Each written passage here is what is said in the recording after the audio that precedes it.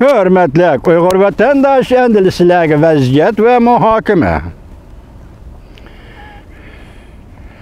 Leksiyalarni ko'rib o'tdinglar vatandoshim. Dal mushu kunda mushu vaziyat Rossiya Xitoy munosabatining qanday bo'layotganligini. Shenzhen bilan Peterburgda qanday tutashtirmoqchi bo'layotganligini. Yoki G'arb dunyosi Amerika boshchiligida Rossiyaga yordam bermaysan, mushu kunda davasa yo'qmi yordam beraman deb o'zining maydonida Xitoydan qanday chiqib turayotganligini ko'rdinglar yo'qirdi vatandosh.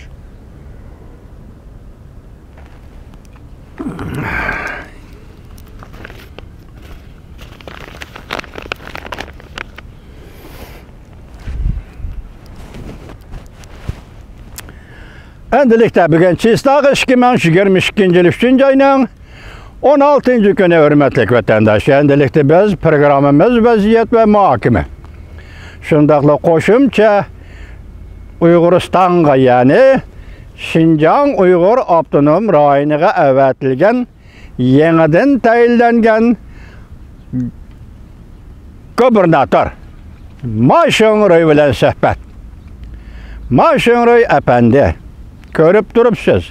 Hazır Avrupa'da 3 devlet rehberi yoki vazirler, devlet vazirleri Avrupa İttifakı'nın reislerinin ve icraiye reislerinin orullaştırışı boyunca Ukrayna'nı ziyaret kıldı. Bularning ziyarati Birleşken Devletler Teşkilatı'nda tizim qilindi.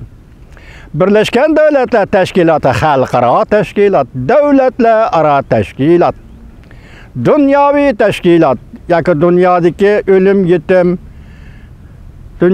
ölüm yetim, urush jidal, kishilik huquq, millatlar munosabati, öz taqdirini o'zi belgilash deganlarning hammasi Birleşken Devletler Teşkilatı Kishilik Huquq Komitetining boshqarishi va diqqat qilishi, tekshirishi doirasidagi ishlar. Michel Bachelet xonim 5. ayda Jongona, jumladan Jongonaning mustamlikasi Uyg'uristonni ziyorat qiladi. Siz bu ziyaretine qarshi oladiganligingizni bildirdingiz. Minister Wang Yi bu ziyaretni Michel Bachelet xonimning ziyaret qilishini qarshi oladiganligini bildirdi. Men bugun Maşınroy efendi sizga qo'ydigan bir savolim bor. Michel Bachelet xalqaro jamiyatning vakili yoki Birleşken Devletler Teşkilatı Kishilik Huquq Komissariyat yoki Kishilik Huquq Komitetining valisi rahbarligi o'rnida Uyg'uristonni, mustamlik Uyg'uristonni ziyorat qilganda Maşınroy efendi bugungi Xitoy bilan Uyg'ur munosabatini, Xitoy millati bilan Uyg'urning munosabatini nima deb tushundirsiz? Maşınroy efendi bir davlat fuqarolari deb tushundiramsiz? Xo'sh, undaqda 3 milyondan 8 milyon için nazarband qilingan Uyg'urlarning ahvolini nima deb tushundirsiz? Bir davlat fuqarolari ekanmi yo'q? Nemişki Uyg'urlarni bo'lsanda bu nisbatni nazarband qildingiz Maşınroy efendi. Bir davlat fuqarolarini, şu devlet o'zining fuqarolarini hisobda sizning nazaringizda shuncha bo'la odamni nima uchun nazarband qilasiz Maşınroy efendi? Xo'sh, undaqda Uyg'ur-Xitoy munosabatini ikkinchi bir yo'l bilan, masalan, mustamlika qilish va mustamlika bo'lish munosabati deb tushuntirishga og'zingiz borami Maşınroy efendi? Tuniga radioning xabariga qarasam, siz boqatam ishga qurultay mazgilda so'zlagan so'zingizda Şinjan Uygur Abdunum rayonini qonun bilan boshqarish, shundaq qonun bilan boshqarish degan so'zingizning kaynidagi maqsad bostirish deganlikdir. Demak, siz yana davomli bostirdiganligingizni qayd qildingiz Maşınroy efendi. Bugün Birleşken Devletler Teşkilatı Kishilik Huquq Komitetining valisi Michel Bachelet Uyg'uristonni ziyorat qiladigan chaqda yana siz bostirish to'g'risida so'zlab qoldingizmi Maşınroy efendi? Ikkinchi, siz Uyg'uristonda Uyg'ur bilan Xitoyning munosabatini yana qanday tushuntirasiz? Masalan, men demoqchi, 2018-yil 2. ayda 2. ayning 14. günü etrafında Ürümçi, Qashqar, Xotan qatarlıq şəhər və vilayətlərdə qurallı qismlarını səfərbər qılıb, yığın tayyorlab, yığın açıb, Uyğurlarga uruş e'lon qildingiz. Yuqorida nima debdi? Polshaning vaziri nima debdi? Qo'lida to'mirning siniqi bo'lmagan fuqarolarga xalq vahshiyani zo'ravonlik qilyotdi bu urush. Rossiya urushi, Rossiyaning Ukraina qaratgan urushi ana shunday zo'ravonlik bilan davomlashyapti. 2018-yili 2-oyda siz Uyg'urlarga urush e'lon qildingiz. Xotanda urush e'lon qildingiz Mashinro'y apandi. Qashqarda urush e'lon qildinglar Mashinro'y apandi. Urumchida urush e'lon qildinglar Mashinro'y apandi. Uyg'urlarning qo'lida bir tal jingni yo'q edi. Bir tal jingni yo'q edi. Qurolsiz, gunohsiz tabiatki sağlam tabiatda o'zining ro'yini sağlam tutib kelayotgan, oq qorini farqlantirib kelayotgan Uyg'ur xalqiga urush e'lon qildingmi Mashinro'y apan? Bugun siz bu to'g'rida Birlashgan Davlatlar Tashkilotining komissariyat, Birlashgan Davlatlar Kishilik huquq tashkiloti komissariyatining valisi Michel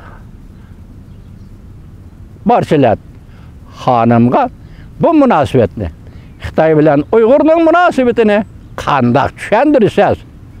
Mashinro'y apan, men sizga talab qildim, umid qildim 50 nafar kishini, masalan, ziyolilarning vakili sifatida Qosim Sidiqni, G'oljida odamto, Yezilik hukumatning, Yezilik o'rta maktabning o'qituvchisi, Qashqar Uyg'ur nashriyoti, Uyg'ur tahrir bo'limining, adabiyot tahrir bo'limining tahriri, Uyg'urning shoirasi Chimangol Obudni.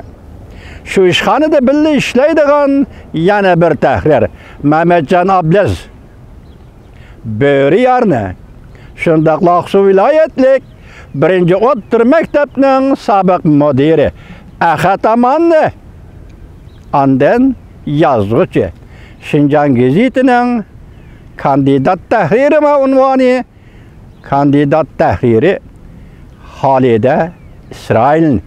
Siz uning Oltinkash romanini va Oltinkash romanini yozganligi uchun siz bu xonim nazarband qildingiz Mashinro'y apan.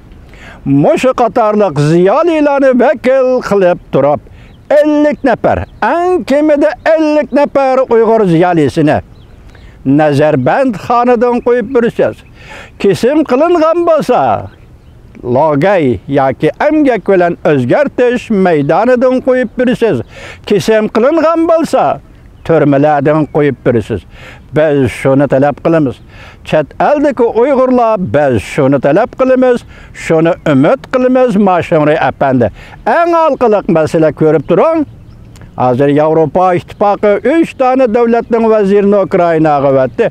Xalqaro jamiyat, xalqaro tashkilot, davlatlararo tashkilot, Birlashgan Davlatlar Tashkilotining kishilik huquq ma'muriyatining valisi Michel Bachelet xonimni Jungoni, mustamlikchi Jungoni va mustamlikchi Uyg'uriston ziyorat qilishga vatdi. Xalqaro ishlar bir tutash. Bir qadamning kaynidan bir qadam, balki ikkili qadam tag'li vaqti 5 yilda deymiz buni hozir. Ukraina u yoqdan ketyapti. Birlashgan Davlatlar Tashkilotining xabari ostidagi 3 davlatning rahbari Uyg'uristonga, mustamlik Uyg'uristonga bu tarafdan kelyapti. Birlashgan Davlatlar Tashkiloti Kishilik huquq komitetining valisi Michel Bachelet. Qandaq taqobil tursiz? Taqobil turish, qarish turish emas. Bu xonimning talablariga, Bachelet xonimning talablariga nima bilan javob berasiz? Qandaq javob berasiz? Yoki Bachelet xonim rozi bo'lamdi? Uyg'urlar rozi bo'lamdi? Bugun sizning javobingizni Uyg'urlar xalqaro tashkilot, Birlashgan Davlatlar Tashkiloti hatta gaytirish. Davlatlar Tashkilotining kotibiyati gaytirish. Mashallah hammasi butun dunyo. Eng muhimi ishingizda bo'lsin, gubernator Mashinro'y apandi. Amerika Qo'shma Shtatlarining Davlat Majlisi sizning Barchilat xonimni qanday qarshi oladiganligingizni, sizning Barchilat xonimga qo'yilgan savollarga, Barchilat xonim qo'ygan savollarga sizdan qanday javob beradiganligingizni, bo'libmi Amerika Qo'shma Shtatlarining Davlat Majlisi saqlab turibdi, kutib turibdi. Shunga men Uyg'urlar qatori yuqorida Qosim Siddiq boshchiligidagi 50 nafar Uyg'ur ziyolini turmadan, Nazarbanddan, har qanday joydan tutqun qilingan har qanday joydan qo'yib berishingizni talab qilamiz. Umid qilamiz Mash'uri apan. 1-oyning 12-kuni. Voy, musho 1-oyning 12-kuni CNN xabar qilib anlatgan 4000 nafar o'smir, 7 yosh, 6 yoshlik balalarni oq kiyimni kiydirib elib mangdingiz. Mamlakatlik saqchi idorasi o'rinlashtirdi. Bu balalar meşinimen kämisi Uygurning farzandlari, Uygurning balları. Bu balalarni qanday bir taraf qildingiz?